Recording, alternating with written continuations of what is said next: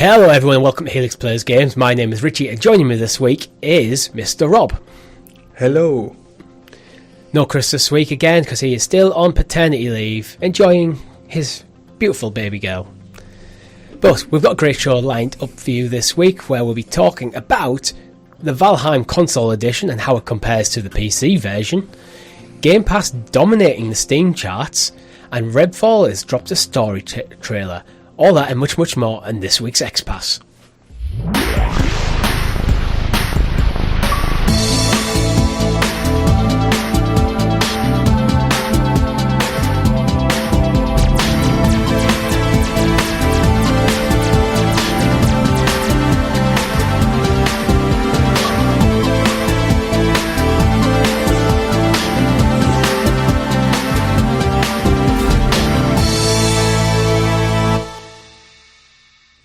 But before we get into it, make sure you like the video, subscribe to the channel or your podcast feed of choice with notifications kept on so you're kept in the loop of all our great content here at Helix Plays Games, such as Talking the PS, where we break down all the PlayStation and gaming news in the digital cloud for you on YouTube and podcast services every single Tuesday. Clickercast, we have recently wrapped up. I think we've wrapped up that show now for the season. 9 episodes. We haven't decided whether we'll do attempts to keep an eye on our socials to see if we do attempt to wrap up the entire season. But that rounded up every episode by episode, the HBO's The Last of Us. So if you're still watching it, watch the episode, watch the Clickercast. It's great content. And last week, our live stream for you was on a Friday, which I think for the next few weeks, it's probably going to continue being a Friday rather than a Thursday. And Rob and I played Valheim, which we'll talk about when we get to the Valheim story in the show. But Rob, have you been playing anything interesting other than Valheim? For me, the only other thing has been the Resident Evil 4 demo, which for a 15-minute demo, I've sunk probably far too much time into, if I'm going to be honest. Is it only 15 minutes? Well, it's this will mean nothing to you, but for anybody who's played it, it's the initial kind of village scene, and it stops when all like the kind of villagers get kind of pulled into the church. So as soon as like that's done, it's really depending on like how fast you get through that part of the game. But because I'm quite familiar with it, I kind of skimmed through a lot of it. So yeah, that's been my gaming career this week, I guess. Just playing 15 minutes of Resident Evil 4 on repeat. Well, the thing is, okay, so there's like, for me, it's really interesting to see what different mechanics are at play compared to the original, because there's certain elements of that that level where you can cheese it and kind of like break the mechanics a little bit when you know what to do. Yeah. And they've kind of fixed a lot of those, so it's good to kind of try and find new ones, I guess. So that's what I've been doing. But highly rated. We talk about it more on Talking to PS. Yep, and you'll be live streaming it on Friday. So you'll find out even more then. We'll be live streaming the game on release as well. Yeah, which actually comes out Friday? I think it is, yeah. Yeah, awesome. That's good. No, I don't have the date. I know it's like next week, but I just don't have the dates in front of me, that's all. Yeah, maybe the day before, but it's definitely going to be a very timely live stream, so tune in for that. What have you been playing, Richie? Valheim and Hogwarts Legacy, pretty much, and FIFA's just continuous though. But yeah, I'm trying to wrap up Hogwarts Legacy soon. I'm just finding time to just do a bit of polishing in the overworld, getting things like ticked off before I push that last push to finish off the story. Any quests that I still want to do and that sort of stuff. There was entire towns I just hadn't visited yet. Yeah, so you just like skim over them on your broom. Yeah, there's a quest that I'll go and do that, and while I'm there, I'll do a few mail and trials and stuff as you go. But yeah, I'm hoping to have that done not much longer because I do really want to get into Octopath because I've owned the game now for a couple of weeks and I haven't played a minute of it yet. Yeah, apart from like demo. Yeah. This is life. This is gaming life when you're in your 30s. Yeah, and then obviously Valheim just took up all my time this morning. So and last night. Yeah, in the past kind of, let's say 24 hours, how much Valheim have you played? We played about 2.5 hours on stream. Mm-hmm. I think I played about maybe 4 hours on my own today. Yeah, I'm not far away from that either. So yeah, it's definitely hooked us both. That's an estimate, but I think it's probably around in that ballpark. So probably in the 5 to 7 hours sort of, within the 24-hour period. Yeah, it makes sense why it's a stream, like a good streamer game. Oh yeah, it's actually we'll get straight into the news. Actually, yeah. So Rob, would you like to introduce us to the excellently exuberant, excavated Xbox expose, aka the news? Oh, it's the first time I messed that one up. Do you want to go again? I'll let you go again. No, it's fine. Continue. Yeah. And as always, our news section is brought to you by our members, which you can join on YouTube for as little as 99p, which gives you early access to some of our shows, custom emojis to use in the live chat. So you can use our custom emojis when you tune Rob on as he fights through hordes of infected on Friday and Resident Evil. We'll start with Valheim since we keep talking about it. So Valheim, it's out on Xbox. It's part of Game Pass. So if you have Game Pass, you'll have it. You can get it on console and on PC. So first of all, I played it on console. You played it on PC. Mm-hmm. So let's talk about Valheim, Rob. Okay, so this was such a sleeper kind of game for me. So I knew it existed, but there's lots of games in that kind of open world indie survival kind of space, and this would have been one that I completely missed. And truth be told, going into like yesterday's live stream, I had no enthusiasm about the game itself until about 15 minutes into the game, and I was like, okay, this is getting me now. This is hooked. We were both in the kind of same mind frame going through. We picked Valheim because as both of us have like 1 foot kind of in the PC space. You more so than me nowadays, but I've always had that being a bit of a PC gamer throughout the years.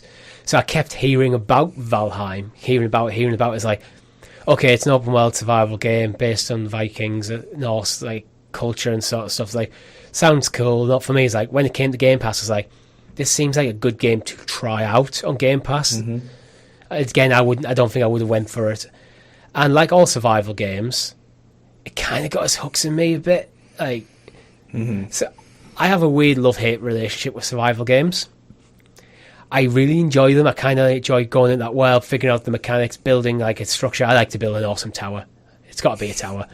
And then kind of just like, but then you realise you've been sat there for 4 hours and like, I haven't done anything. It's like, and because there's no end to the games, effectively. They just, that's where I kind of like, do I want to get sucked into this anymore? And I usually go, no, I don't have enough time. There's other stuff I want to do. There's other games I want to be playing. Let's not get sucked into it. So I'm allowing a little bit of time for Valheim to get teeth into me. Yeah.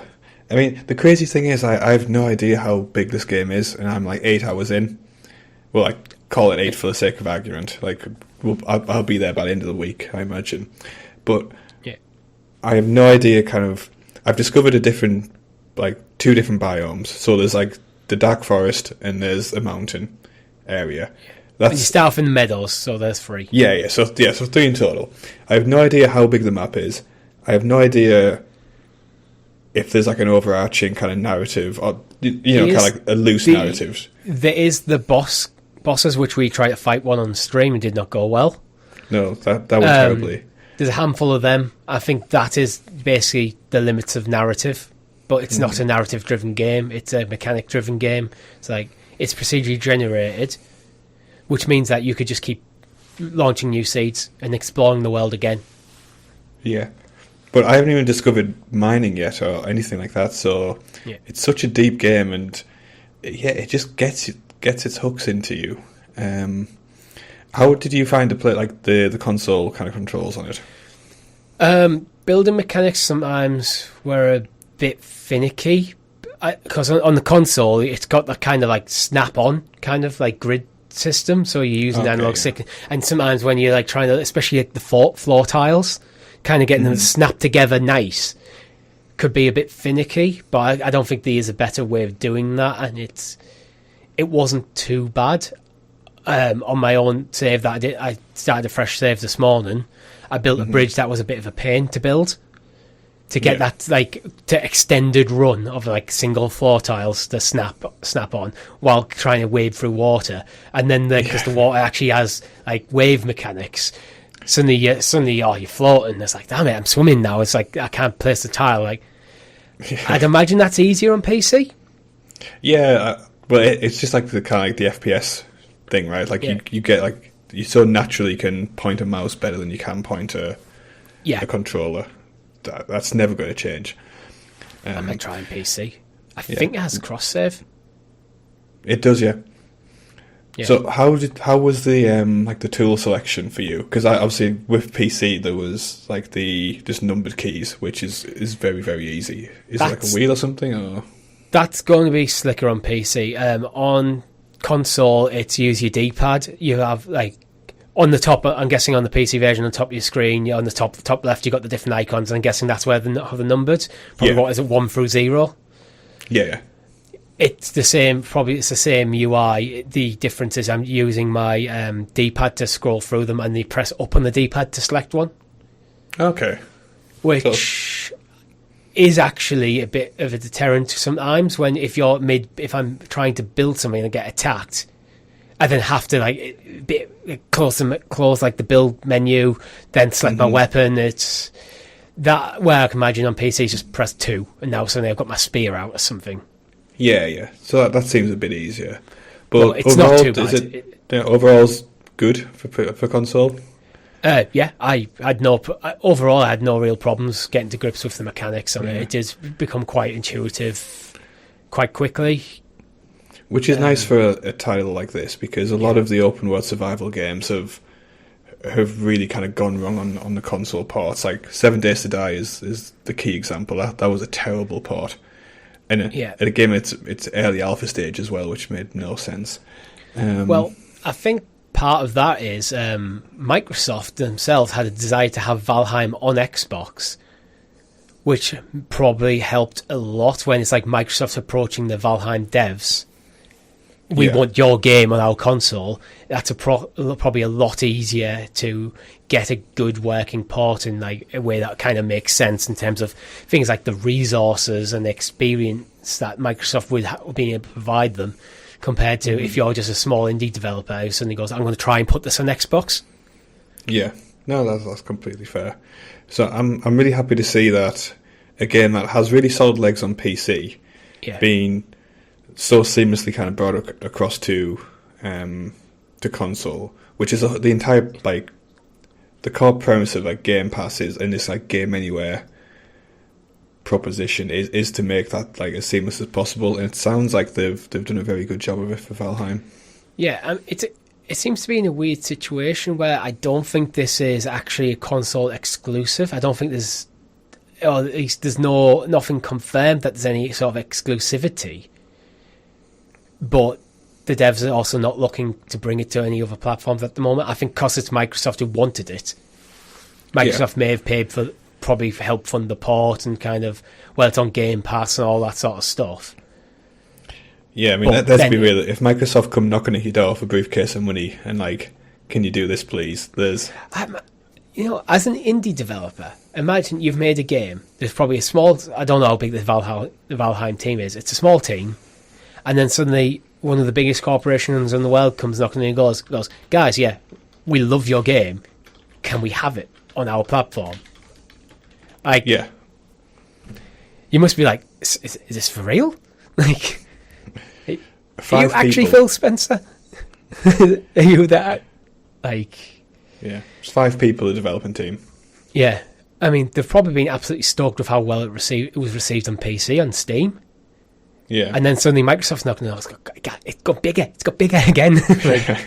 like, so the crazy thing is, like, I'm looking at a thing from, bear in mind this is like a 10-month-old article, but apparently they've stayed a 5-man team despite selling 7.9 million copies of the game.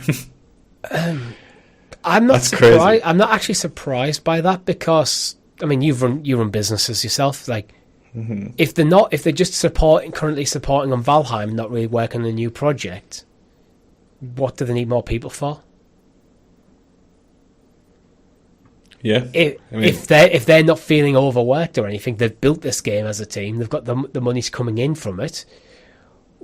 Unless they want, I think what you'll probably see is when they go, right, we're going to start working on our next project once we stop supporting Valheim. That might be where you see the scale up in the team. Yeah, that's fair. But God, for 5 people, from what I've been as well, a bit in the spare time, it's a hell of an achievement. So hats off to those guys. I'm guessing it's no longer in their spare time.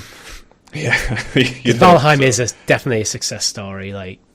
Yeah, and again, it's on Game Pass, so if you haven't already, it's definitely worth trying out. It's kind of that kind of zen. It's quite relaxing. Weird to say for a survival game. Yeah, but me and you were talking earlier when we were saying it might be a game that we revisit on live streams when we need a relaxing time. Yeah.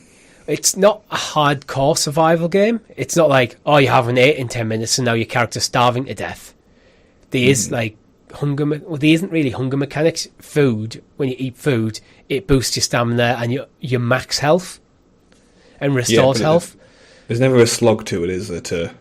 But yeah, so you don't get, which I think might be one of the reasons why it's so popular, because you don't get to that point where you're like, I can't go do the thing I wanted to do because now I need to go hunt some boars for some food because otherwise my character will starve, and then some mechanics can really slow your progress a bit. Yeah, I mean, I am a fan of the more hardcore survival games, but they do take a toll on you. So I played Project Zomboid, and that's a game where if you die, your entire character resets. And I got killed once because I looted a digital watch off somebody and didn't check that they'd set an alarm on the watch, so the alarm went off, and then zombies got attracted to me and killed me because of that. Sometimes I don't want that type of stress, and that's when Valheim is perfect. Indeed, I'm definitely glad I tried it out. I'll probably play I reckon I'll probably play another handful of hours, which actually I am intending to play more tonight, and I think tonight might be where I just draw the line on it and otherwise I'll never get to Octopath. But moving on, staying in the PC area at the moment, Game Pass is currently dominating the Steam wishlist charts. And by that I mean literally in the top 10 games on the current Steam wishlist chart, 5 of them are coming to Game Pass. Yeah. It's good, right? Probably not for Valve. Oh no, because PC Game Pass. True.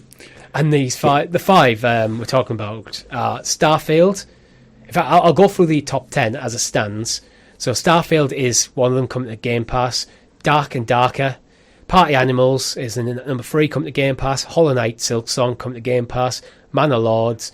Stalker 2 coming to Game Pass. Frostpunk 2. The Last of Us Part 1. So Sony getting in there a bit. Ark 2, Xbox Game Pass, and Hades 2. It just shows the strength of, I know we've kind of been not particularly nice on Microsoft's kind of release calendar and the point where they've got to so far, but when you see stuff like this, it does kind of really show what they have kind of bubbling up in under the surface. I think that's the key takeaway here for me. The thing for me as well, I'm looking at this and goes, these are very different games. Yeah. So Starfield it's your Bethesda open world. It's Skyrim in space. Mm-hmm. Party Animals is a gang beast kind of party style game. Hollow Knight Silksong is kind of an indie, the sequel to an indie darling, Metroidvania style. Don't know much about Stalker 2. Ark 2 is the follow-up to Ark Survival Evolved. So Stalker 2 it's a shooter. First-person shooter in Unreal 5.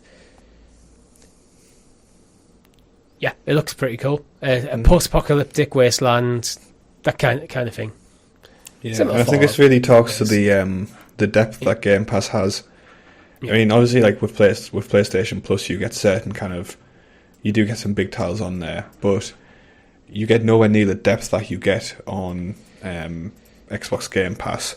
And I think that is just down to everyone, like, a lot of people will say, oh, like, you get, like, lots of chaff on them Game Pass. But you do on PlayStation Plus as well, though, with the new way it's set up. Like, especially, like, premium and stuff, there's a lot of crap. Yeah, but there's also a lot of awesome stuff, and there's a lot of hidden gems, and like... Yeah, exactly, and as I say, like, with, like, 5 of the top 10 anticipated titles, it really kind of shows you, like, the broad depth that this kind of service has, which, for not a lot of money as well, that's the key thing. It's... Yeah. Like, if you wanted 2 of these titles in the next couple of months, that's already, like, significantly more than you'd be paying on for the actual games themselves. Yeah, I mean, Starfield especially is going to be, like, top, probably £60-70 game. Mm-hmm. I think I'd expect, I don't know, a Hollow Knight I reckon that's going to be in the high end for indies, maybe in the 30s, 40s. Stalker 2 is probably going to be up there. Ark's probably going to be quite up there. Party Animals is probably going to be a bit cheaper, I'd imagine, but you're probably talking a couple £100 worth of games in them top 5. Yeah. And you get them all for... I can't remember what the actual cost is now, but not a lot. Yeah, exactly. It's just... It was a weird kind of, like, interesting, like, win in some ways. And that's before you're looking into other things like Redfall and, like, Forza and all the other stuff you get with Game Pass as well. Mm-hmm. But, it was just kind of surprising. Like, actually, half of the Steam wishlist is, like, you could just get for Game Pass. It's crazy, right? Yeah. But let's move on to a game which is kind of owned by Xbox, but is still, as it stands, a PlayStation exclusive. Ghostwire Tokyo. So we finally have a release date when it comes to Game Pass, and it will be out on April the 12th. So just under a month to wait till you can get your hands on Ghostwire Tokyo, Xbox fans.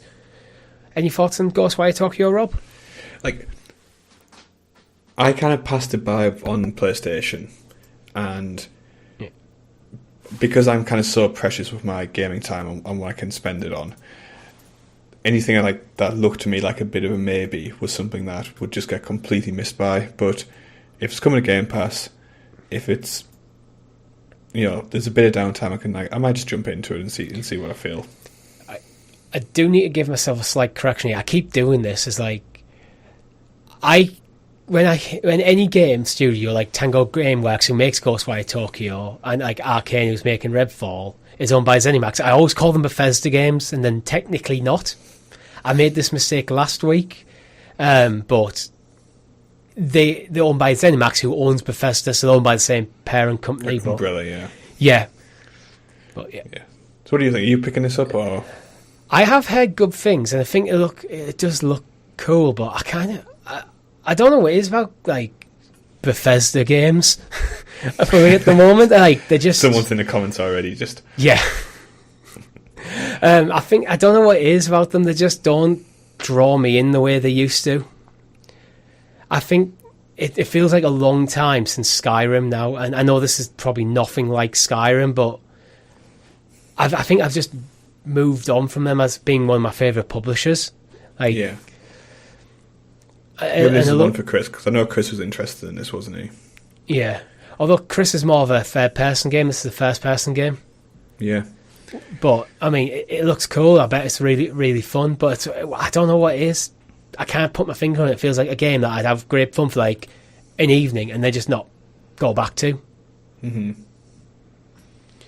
But I'm looking forward to it. I'll probably jump in April, depending what else I've played at the time. But might even do it on a stream or something. But I still promise people that I will one day stream Elden Ring. One day. Yeah. Metacritic scores on it was 75 for PlayStation. Like most people, it's fine. It's just one of them games. I think it just came out. It's a perfectly decent game, but it's not going to set the world alight.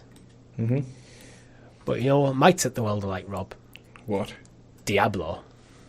Diablo. We have details on the Diablo 4 beta. Will you be testing this out? Probably not. I typically don't bother with betas. I just don't have really enough time in my life to beta test the game. I personally would rather wait for the final build of the game. Like, I'm not touching this on principle because of Blizzard Diablo shenanigans. Like, it's not getting touched on me. I can't forgive them for what they did with Immortals.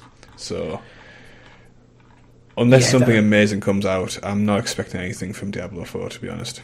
Like, I loved I loved 2 to a lesser degree, 3, which had its issues, but was still a solid title. I just don't trust Blizzard with this franchise anymore. For me, I kind of like Diablo in the way of, like, with Diablo 3, I was really looking forward to it, got it, enjoyed my time with it, but I'm the guy who plays these games, plays it through to, like, credits, and then goes off and does something else. Mm-hmm. Where these games get into their own when you kind of, with subsequent playthroughs, going up to higher difficulties, you're constantly improving your characters, getting through again that constant cycle through the main game, and then you get, like, post-game content that starts unlocking and stuff. It's like, I just don't care about that crap, to be honest. Yeah. And I always get frustrated as well with some of them. I think I played, I can't remember the game. There was a game I played before, and I was having a great time with it, playing through a couple of cycles with it. Then I got to a point where my build all of a sudden just became not viable. And I hate when the games that just kind of go, oh yeah, you can just design your own build, then suddenly a build becomes not viable. I think it's bad game design. And I was like 20, 30 hours in, I'd roll credits a couple of times, so I was getting to higher difficulties. And then suddenly my build was just not possible, not usable anymore. And it's like, so how I've been developed, how my play style, I have to basically start from scratch. And it's like, I mean, it wasn't Diablo though. That was something else. At the time of recording this, it is actually live now, and by the time you're listening to this, it will be done. So there's two.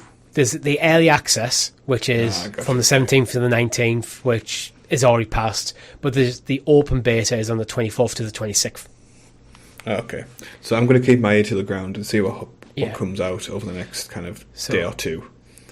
So there's a graphic that they've released. Early access class. I don't know if this links to the. It's kind of hard to tell from the graphic what pertains to just the early access, what might be the open beta, or is the open beta just like the same as early access, just now more open. But you can get 3 playable classes: the Rogue, Barbarian, Sorcerer. There's additional classes listed: Necromancer and Druid. You can explore the First Zone, Fractured Peaks, experience the story of the prologue and Act 1, playable up to level 25, and you get extra content, Beta Wolf Pack and more at launch, and Ashava, Battle of the World Boss. So, to be fair, it's the entire first act of the game by the sounds of it, so it's, as a beta, it seems fairly substantial. Yeah. Let's sit tight and wait to see what controversy comes out, because I guarantee people will find something about it. I for me, it was the auction house. I didn't like the open world auction. I didn't want that. I don't know. For me, I just don't want this game to be an online game. Mm-hmm. That makes complete sense. I enjoy playing it solo. I enjoy playing co-op. I've actually played it through with my brother. Mm-hmm. But I had no interest. Bear in mind, this was kind of when I was still hardcore into World of Warcraft. I had no interest in a greater online community for that sort of game. Yeah. I can get that. Yeah. But that's just for me. So that's kind of why I'm not particularly that interested. I mean, if it's one of them, if it comes to Game Pass, I might give it a go. Yeah. But, so would you give it a go if it comes to Game Pass? Assuming there's no bullshit. I think I would, because it's inconsequential to me. The only thing is I'm very, very averse to handing this money to this franchise unless something dramatic changes with them. Bear in mind, I mean, we're going into it probably later in the show. This is going to be part of the Activision-Blizzard King deal. Mm-hmm. So there's kind of the prevailing thoughts as a lot of the bullshit that crept into like Blizzard came more from Activision, the higher ups at Activision, and they kind of soured that company as well. Mm-hmm. I guess time will tell. We just have to wait and see, don't we? Yeah, let us know in the comments if you're excited to play Diablo 4, or if you're going to jump in the beta. It'd be interesting to see if people enjoyed it. Let's actually talk about Activision Blizzard King, since we're kind of on the topic. So we have some news, a couple of different news stories. Actually, I'm just going to link into one here. I think there's 7 companies in the UK have kind of... The 6 companies in the UK have kind of give a thumbs up to the deal out of the 7 responses that were asked for. There's also Ubisoft and Boosteroid, the cloud gaming services, have got a 10-year deal, and apparently no talks are going on with Sony. So they're kind of the main beats. So what are your kind of thoughts with how this is now playing out at the moment, Rob? I think we're reaching the end game of this, aren't we, at the moment? Like, I felt like there was a point where maybe it will, maybe it won't kind of go through. But I think now it's the inevitability, right? So of the 7 companies that were asked about it by, so essentially the UK kind of trade thing kind of asked 7 companies. Yeah, it's a CMA. Thought. Yeah, so the CMA asked like kind of 7 companies what they thought about the deal. Only one of them opposed, but they are kind of... there was 9 companies asked. Right? 9 companies asked, 7 responded, only one opposed. And it's known that PlayStation were the ones that opposed. So it's one of them, I think, by default, this stuff is anonymised, but I think companies are kind of still free to declare it if they wish to. Yeah, I think obviously all the responses are anonymised, and you won't kind of, unless it leaks, you won't find out who said what. But I think the one key thing I pulled out is this one quote here, which is, "The acquisition will not all of a sudden make Xbox the dominant platform. It's far more likely that it may help to create a level playing field between Xbox and PlayStation, which at this point in time is sorely needed." So the narrative that kind of Sony tried to push, where if effectively Microsoft had made a monopoly, it seems like that's fallen apart. And I think as soon as that's fell apart, the deal's going to kind of progress through. It's an interesting thing. Like, that participant goes on to say PlayStation needs better competition to force the platform to up its game. I'm not sure I agree with the participant on that one. I mean, if you're looking at services provided, Game Pass is better than PlayStation Plus. Mm-hmm. However, first-party titles, I think Sony is still in quite a distant lead in terms of the quality and variety that is provided. Microsoft are catching up. Yeah, I'd agree. But I think the point of that is, like, the better the competition, the better the other side will push themselves, right? Yeah, in terms of console sales, Sony dominate. Yeah. So I mean, we're putting aside Nintendo out of this conversation. I always like to just put Nintendo off to the side, because they feel like they're not going head to head, whereas Microsoft and Sony seem like they are going head to head a bit. They compete for the same people, really. Yeah, Nintendo are playing a very different game. Nintendo's succeeding. They found that they've created their own niche, which is a really fucking big niche, but they've created it. Yeah, but like, it feels like, as I said at the beginning, it feels like there's like a slow cascade of things happening, which is going to push this deal through now. It's the fact that we've kind of commented for the last few weeks about these 10-year deals that are going on. I think it will actually be the deciding thing. Like, Microsoft is 10-year, is a deal for you, and a deal for you, and a deal for you, and a deal for you. And all these companies, Ubisoft, Boosteroid, Nintendo,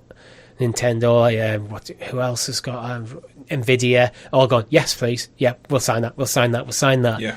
it's only seemingly at this point in time that Sony has a problem with it. Yeah, I know. So, and this is why I kind of think this deal will now certainly go through, because if you're a regulator and you're looking at it and going, only one company has a problem with this, and they are currently the biggest players, everyone else is okay with it. Microsoft are giving legally committing to these long-term deals. And bear in mind that a 10-year deal could be negotiated further if Sony wanted to. So, yeah, it feels like we're turning the corner on this now. And I know, like, a lot of the argument will be that, if it's going to go through, what's the point of, like, creating all this hassle for it to still go through and things like Stalls that. But But more importantly, it's important that questions like this get asked when, like, a big deal like this does kind of rear its head. I mean, like, this is the biggest video game purchase that's ever happened by far. Like, it's like, and you do need kind of some oversight and stuff like this. It can't be like a Ron Swanson kind of utopia where these massive businesses just like do what they want, kind of without any oversight. And to be fair, the conversation kind of just does pivot around Call of Duty, because Call of Duty as an IP is so incredibly strong. Yeah. While there is an absolute abundance of military shooters out there, nothing comes close to the sales. Yeah. So it absolutely dominates a huge genre in the gaming space. But there again, like PlayStation, our own studios such as Bungie, who have a lot of experience making fantastic shooters. Yeah. So there's stuff like that comes into play. But, so it's kind of weird. Like, I do think this will go through. I think, if as the regulators say, if it's only one company that's holding out, and again, I've just pointed at Bungie as a kind of thing, is like, well, they could go, well, you guys have got a deal on the table for 10 years, so it means you've got 10 years to use a company, which the company that brought the world Halo and Destiny to make a shooter that can go head to head. Yeah, that doesn't seem like it doesn't feel unrealistic. Yeah. And again, you have this coming to your, and the deals that have been offered it's all kind of like it's straight up full parity. And I think it's even like, if it got like potentially it could even go into PlayStation Plus. Things like that are on the table. Yeah, basically, Microsoft will give Sony whatever the hell they want to get this deal over the line. Yeah, like they've sunk too much into it now. It's going to happen, and I think Sony just needs to get on board and focus on keep doing what they've been doing, which has been good. If Sony were a struggling company and Microsoft trying to do this, it's a different story, but they're not. You know what the sad thing for me is? It's what could have been with like things like Ubisoft and Boosteroid and Nvidia, cloud gaming platforms, getting a 10-year deal to bring like Call of Duty. Like, what could have happened with Stadia? Because the biggest criticism of Stadia was the ability to get high quality AAA games onto the platform, which meant that the install base completely stagnated, which then made it even harder. I think it probably became a bit of a vicious cycle.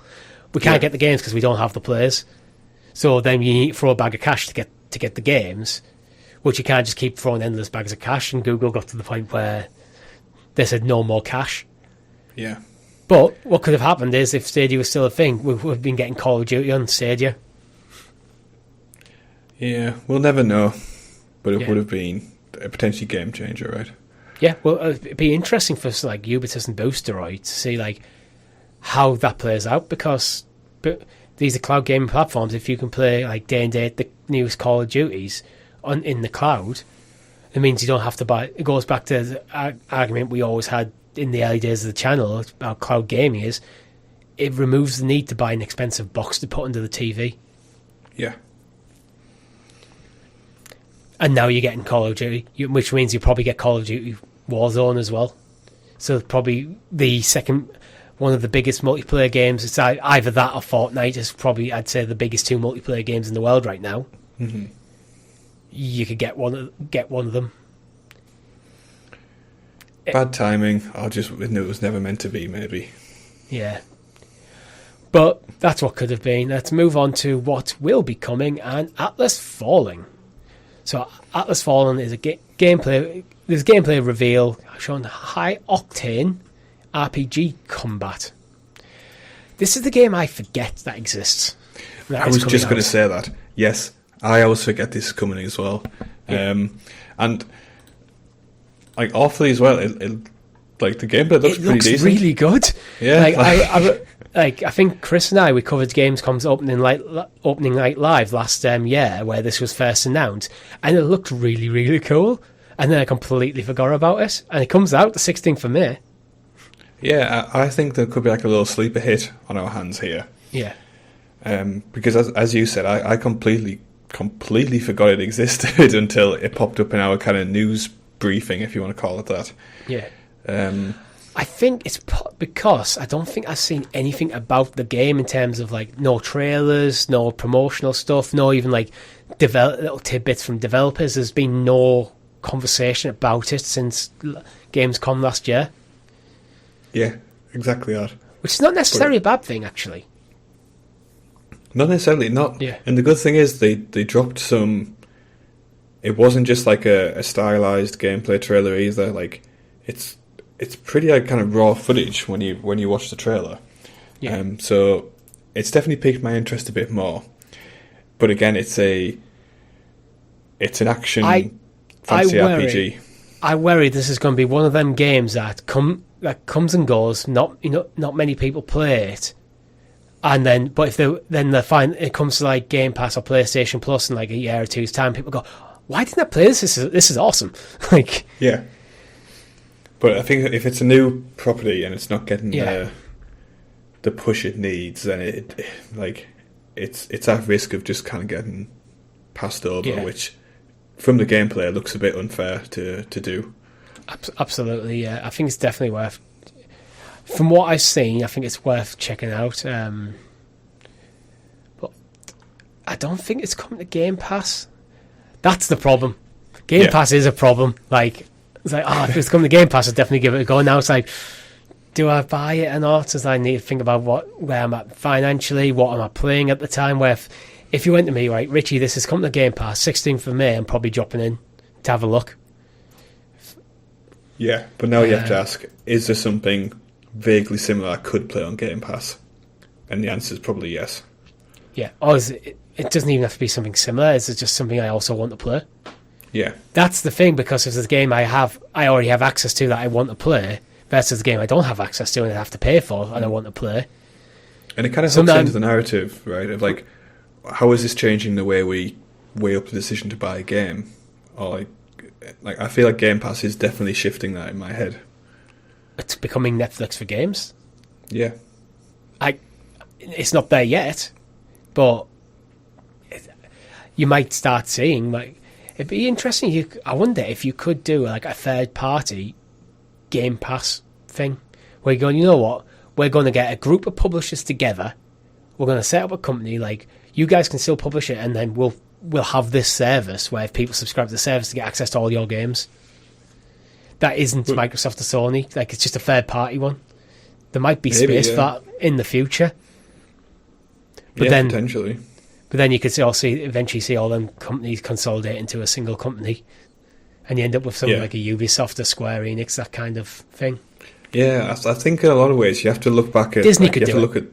You have to look at the trend that TV and movie streaming is going on at the moment, where you are seeing the start of that consolidation. So you've got kind of like the Star service in with Disney. You've got Paramount gets bundled in with Prime.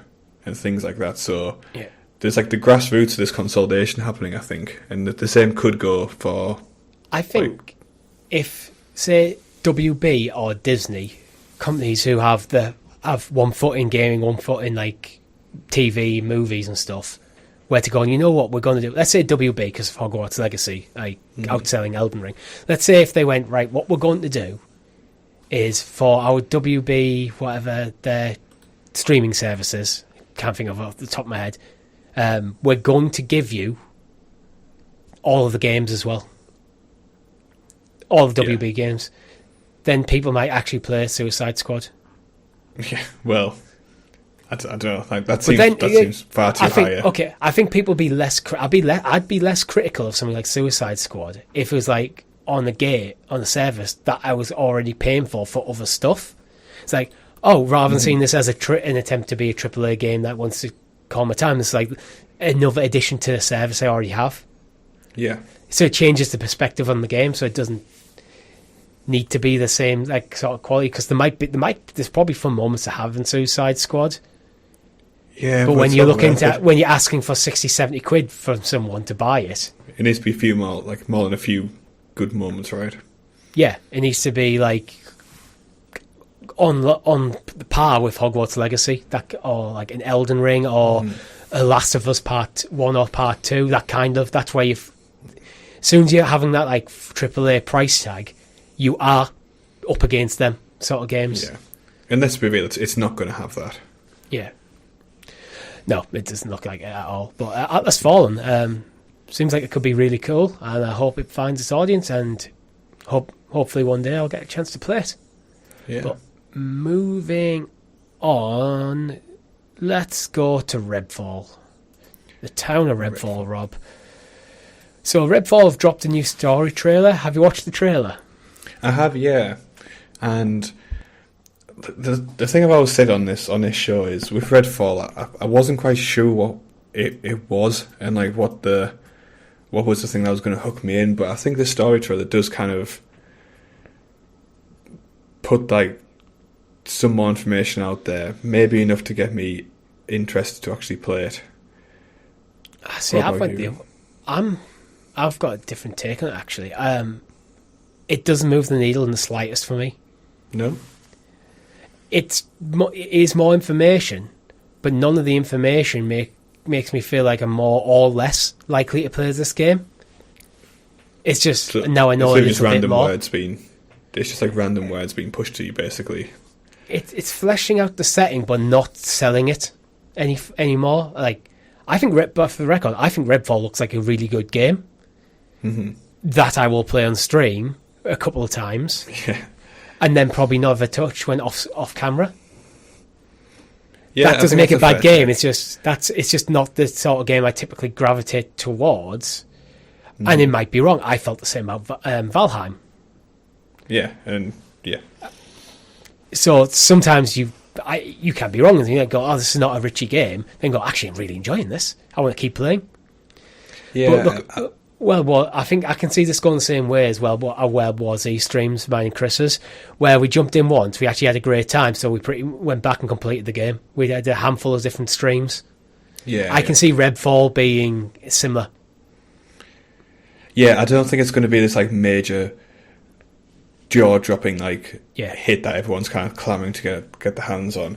Yeah. But if the player base kind of matures a bit and like it has some legs, I think it will draw more people in. But despite the fact that I've got some more kind of flesh on the bones in the story trailer, like I still don't think it's tipped like that threshold which will make me go into it. I think the game seems a little confused at the moment. And I don't mean the game when you get your hands on it would be like, what on earth is this? I don't get it. This Arcane seem to be trying to distance themselves from the narrative that it's like Left 4 Dead. But then keep showing things that make it look like a Left 4 Dead style game. Yeah. Maybe it's all... What was the... It feels like the best form that a Left 4 Dead game has achieved. Yeah. Like it's more fleshed out, more... Was Back 4 Blood? Yeah, Back 4 Blood, yeah. Yeah, maybe they saw what happened with Back 4 Blood and they're like, maybe we should distance ourselves from it a bit, or maybe like... Yeah, maybe this is like a struggle on how to identify... In terms of the loose genre, it does feel like to be in that camp. I think there seems to be a bit more focus on the story of the game, but things like Left 4 Dead, Back 4 Blood, there is story in them games, and Well Was He, there's story. There seems to be more RPG mechanics, but it feels like an evolution of that style of game, rather than a different genre in its own right. Yeah.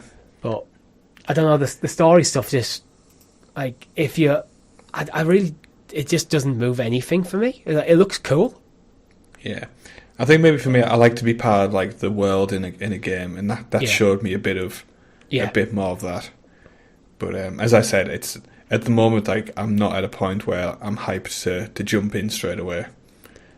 I think what it is for me is it's because I'm looking at this game going, well, actually, mechanically, it's not the sort of game I gravitate towards in my free time, so it means I'm probably going to play on stream. So it's a multiplayer game in my mind. That's how it's going to be best experienced, which makes me instantly less interested in what's going on in the narrative and in the world. Yeah. Because I'm going to be having a laugh and joking on stream, talking to chat with you and Chris, rather than focusing in what's going on. Yeah, true. Where in something like Hogwarts Legacy, I'm reading all the journal entries, and reading everything, and getting invested in that world and everything that's going on. Mm-hmm. I guess this game's a definite wait and see, isn't it? That's the best way I can. I mean, it's a Game Pass game, so it's wait and see till it drops in Game Pass, and we'll jump it. We will certainly be doing a stream of the week of release. Yeah. That's been pretty much locked in since it was announced. So yeah, we will be streaming it when it drops. We won't have that much long to wait because it's May the 2nd, I believe, it comes out. Well, 6-7 weeks. Yeah. Let's start wrapping up this show. We got 3 new games announced for Game Pass coming. They are Coffee Talk, Episode 2. So I'll read the description. Open the coffee shop doors and patrons' hearts in a present-day fantastical Seattle where memorable humans, quirky orcs, business-orientated succubi, and other mythological denizens coexist. Customize each requested drink with a mixture of ingredients like tea, ginger, chocolate, mint, and more to make a standout latte they won't soon forget. Become the barista everyone feels comfortable enough to talk to, and lend them a much-needed ear. Interested, Rob? It's going to be a no from me. I'm not going to be. It's a no from me, but I can see this being quite like a Stardew Valley type of. Yeah, there might be actually a cult following for this. I can see it absolutely developing one of them as like. I mean, it got an episode 2, so. It did. Next one is the Texas Chainsaw Massacre. So, Texas Chainsaw Massacre it's your asymmetric multiplayer game. Take on the role of one of the notorious Slaughter family or their victims in the Texas Chainsaw Massacre, a third-person asymmetric horror experience based on the groundbreaking and iconic 1974 horror film. Experience the mad and macabre for yourself in the Texas Chainsaw Massacre. Asymmetric is like is it Dead by Daylight? Yeah, it's essentially Dead by Daylight with a different IP. Yeah, a much weaker IP as well. Yeah, there'd be a community for this. Yeah, I imagine so. And it's a Game Pass game. Comes in August though. If this was October, that's a Halloween stream right there. And the last one is Dead Static Drive. Take on the role of one of the notorious... the article's doubled up. Sorry, the article I was reading from has doubled up, so I need to find the description elsewhere. Just bear with me, everyone. I find it. Grand Theft Cthulhu. Dead Static Drive is a horror survival adventure. You're on the road. The world begins to fall apart in front of you. Your friendships will make every bit of difference as order collapses and the people you meet fight for their own survival. So I love the look of this game. Yeah. It looks really, really interesting. I love the art style. It's like an isometric mostly game as well. It just looks really fun. Yeah. And some of the monsters you see in the trailer, I just want to play this. Yeah, it'll just look cool. Like, it's definitely going to be. I'm with you. I think I might actually I think I'm expecting it's a smaller title. I mean, I love sometimes just looking at the tags on Steam. It's like, it's indie, action, adventure, violent, and Lovecraftian. It's the weird... Yeah, Lovecraftian is a Steam tag. Yeah. No, so if you're looking for Lovecraftian games... Definitely gets my seal of approval from the trailer. Yeah, so that will be... the date isn't announced, but it'll be Q3 2024. So it's still way out. But nice to see more games coming to Game Pass and hearing about them. Let's move on. A few stories. I'm going to sandwich these two stories together. Civilization 6 and Anno 1800 are both out now on Game Pass. No, they're both out. Civs is on Game Pass. Anno is on Ubisoft Plus. Both fantastic games if you're into more kind of strategy-based things. Obviously, Civ 6 needs no introduction. Anno 1800. And it's console editions as well, just to clarify, Like, Anno 1800 is like a really nice city builder. Yeah. So if those kind of appeal to you, definitely check them out. I've always fancied trying out an Anno game, but I've never... I just never have. I've never got round to it. I've had them installed before when I've had like Ubisoft. Is it Ubisoft Plus? It's Ubisoft Plus, isn't it? It's a subscription. Yeah, I want to say so. Yeah. Yeah. When I've had it, I've just never got round to playing. I have generally installed this game before on PC and just never sat down to play.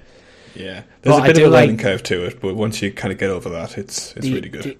These with any of these sort of like turn-based, like these kind of city builder simulation games, like they all have a bit of a learning curve.